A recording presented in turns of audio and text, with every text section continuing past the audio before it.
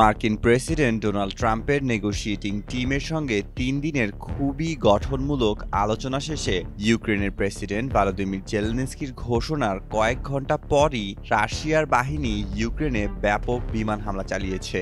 রোববার ভোরে ইউক্রেনের গুরুত্বপূর্ণ শিল্পকেন্দ্র ক্রেমেনচুকের মেয়র জানান, শহরের অবকাঠামোতে ব্যাপক সম্মিলিত হামলা হয়েছে। এই হামলায় কিছু এলাকায় বিদ্যুৎ, পানি ও তাপ সরবরাহ বিচ্ছিন্ন হয়ে পড়েছে। এই হামলা সত্ত্বেও জেলেনস্কি ট্রাম্পের দূত স্টিভ উইটকফ ও জ্যারেড কুশনারের সঙ্গে আন্তরিকভাবে কাজ চালিয়ে যাওয়ার প্রতিশ্রুতি দিয়েছেন। এদিকে ফ্রান্সের প্রেসিডেন্ট ইমানুয়েল ম্যাক্রো হামলার নিন্দা জানিয়েছেন এবং ইউক্রেনের জন্য যুদ্ধবিরতি ও নিরাপত্তা নিশ্চিত করতে তিনি জার্মান ও ব্রিটিশ নেতাদের সাথে লন্ডনে বৈঠকে বসবেন বলে জানিয়েছেন। মেহেদী মাসুদ, জনকণ্ঠ।